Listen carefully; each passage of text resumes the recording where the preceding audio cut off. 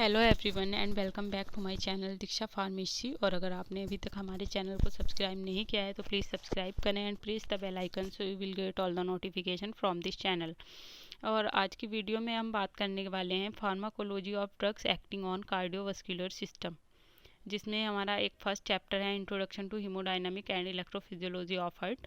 तो हम unit first में, जो कि हमारा बी फार्म थर्ड ईयर के 5th सेमेस्टर का सब्जेक्ट है, उसमें हम फर्स्ट चैप्टर पढ़ने वाले हैं introduction to haemodynamic and electrophysiology of heart. इस यूनिट में हम जितने भी चैप्टर्स पढ़ेंगे वो क्या होंगे, हमारे सारे कार्डियोवास्कुलर सिस्टम मींस हार्ट से रिलेटेड होंगे।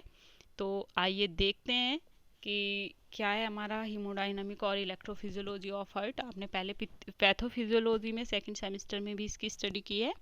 तो आइए अब और अच्छे से देखते हैं क्या क्या होता है, थोड़ा बेसिक से, जिससे कि आपका और कंसेप्ट क्लियर हो जाए। तो स्टार्ट करते हैं अपना टॉपिक। और अगर आप नोट्स की पीडीएफ चाहते हैं तो आप हमारे डिस्क्रिप्शन बॉक्स में, वीडियो के डिस्क्रिप्शन बॉक्स में लिंक दिया गया है, आप वहां से जाके डाउनलोड कर सकते हैं। And thank you so much for watching this video. तो introduction to haemodynamic and electrophysiology of heart. तो हीमोडायनामिक हमारा 2 वर्ड से मिलके बना है। हीमो मीन्स ब्लड फ्लो और डायनामिक मीन्स रेट मैकानिज्म, मतलब कि जो हमारा ब्लड है उसका फ्लो कैसे हो रहा है, उसका क्या मैकानिज्म है, किस रेट से हो रहा है, तो वो सब क्या होता है हमारा हीमोडायनामिक्स। तो इसकी डेफिनेशन देखते हैं आइए। Haemodynamic, the term haemodynamic is typed from two haemo and dynamic. 2 word से टाइप्ड हुआ है, हीमो एंड डायनामिक्स। तो वर्ड हीमो का मीन्स होता है ब्लड, ब्लड होता है हीमो का मीन्स, और डायनामिक्स का मीन्स होता है फ्लो रेट या उसका मैकानिज्म या उसकी फिजियोलॉजी। कह सकते हैं कि वो कैसे मूव कर रहा है, उसका मैकानिज्म मतलब वो किस तरह से हो रहा है, उसकी फिजियोलॉजी मीन्स, फिजियोलॉजी में होता है कि वो कैसे कैसे मतलब सर्कुलेट हो रहा है बॉडी में, किस तरह से क्या क्या है उसमें, तो उसको बोलते हैं फिजियोलॉजी।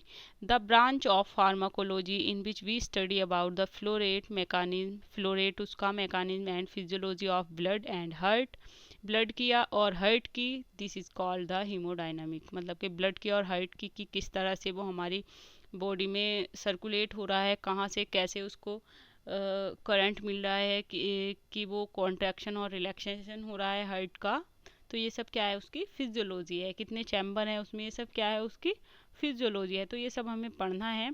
और हीमो मतलब ब्लड है तो ब्लड के बारे में पढ़ेंगे, और ब्लड किससे हो रहा है हमारा, सर्कुलेट हार्ट से। तो इसका मतलब हम किसकी फिजियोलॉजी पढ़नी है, फिजियोलॉजी और स्ट्रक्चर ऑफ हार्ट देखते हैं।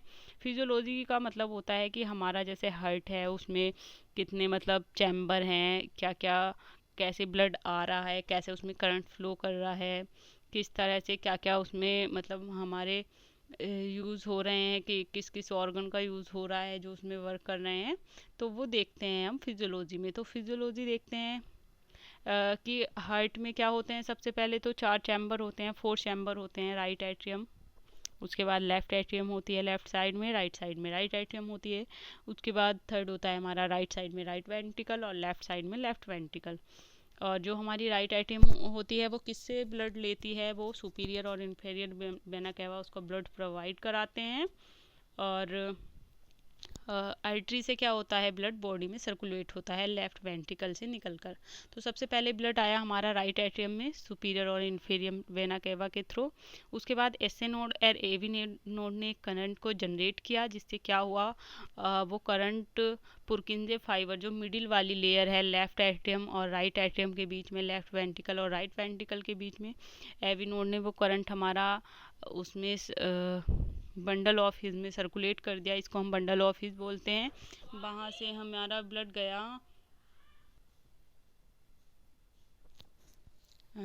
तो आइए देखते हैं इसके कुछ पॉइंट हमने लिखे हुए हैं। तो the heart acts as two separate pumps. ये क्या कैसे वर्क करता है, 2 सेपरेट अलग अलग पंप्स की भांति वर्क करता है। जैसे कि हमारा आपने देखा होगा जो मोटर होती है उससे एक मतलब एक प्रेशर जनरेट होता है और ब्लड वाटर जो होता है वो सप्लाई होता है। उसी तरह से हमारा जो हार्ट है वो ब्लड को सप्लाई करता है बॉडी में। The right side of the heart pumps blood into the pulmonary system. Right side का जो हार्ट का सिस्टम है वो क्या करता है, पल्मोनरी सिस्टम में ब्लड को सर्कुलेट कर देता है। जैसे ब्लड आया राइट एट्रियम में, राइट एट्रियम से राइट वेंट्रिकल में, और राइट वेंट्रिकल से सीधा जाता है हमारा पल्मोनरी वीन्स में। पल्मोनरी आर्टरी बोल सकते हैं, पल्मोनरी वीन्स बोल सकते हैं, उसमें चला जाता है और फिर वो पहुंच जाता है हमारा लेफ्ट एट्रियम में। लेफ्ट एट्रियम में हमारा पहुंचता है वो लंग्स से होने के बाद। लंग्स से मतलब जो, क्योंकि डीऑक्सीजनेटेड ब्लड होता है उसमें कार्बन डाइऑक्साइड मिली होती है, तो वो हमारा लंग से फिल्टर होके पहुंच जाता है लेफ्ट वेंट्रिकल में। और उसके बाद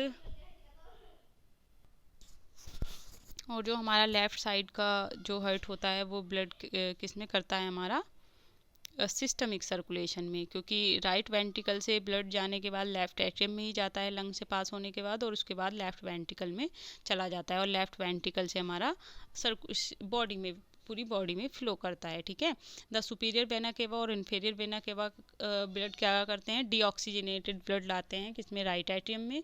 उसके बाद venous blood lacks oxygen, therefore veins normally trans deoxygenated blood. जो वीन्स होती है हमारी वो क्या करती हैं, डीऑक्सीजनेटेड ब्लड को सर्कुलेट करती है हमारी बॉडी में, मतलब कि लंग्स में लेकर जाती हैं और वहाँ से ब्लड फिल्टर होता है लंग्स के थ्रू, और फिर क्या होता है वो लेफ्ट वेंट्रिकल के थ्रू हमारी बॉडी में जाता है ऑक्सीजनेटेड होकर। ये पूरा प्रोसेस आप पहले से ही जानते हैं, मैंने आपको बेसिकली समझा दिया थोड़ा सा जिससे क्लियर हो जाए।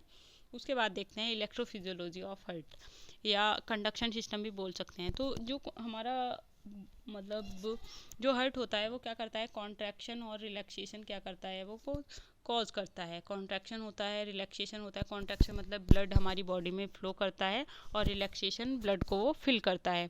तो जो उसको एनर्जी, वो एनर्जी कहाँ से, उसको कुछ एनर्जी की नीड होती है कॉन्ट्रैक्ट होने के या रिलैक्स होने के लिए, वो कहाँ से आती है।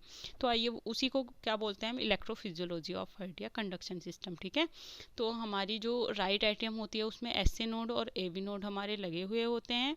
S A node A V node को हम क्या बोलते हैं, पेस मेकर बोलते हैं। कहते हैं ना कि बाल खराब हो गया, कि इलेक्ट्रिसिटी नहीं मिल रही है हार्ट को, किसी किसी का हो जाता है, तो वो क्या हो जाते हैं, एस ए नोड या ए बी नोड उनका ख़राब हो जाता है। तो कभी कभी ऐसे नोड ख़राब हो जाता है, एवी नोड उसको संभाल लेता है, और एवी नोड हो जाता है तो ऐसे नोड, ये इनको हम पेस मेकर भी बोलते हैं। तो ऐसे नोड एक करंट को जनरेट करता है और सिग्नल पहुंचता है एवी नोड तक, ऐसे नोड से एवी नोड में पहुंचता है।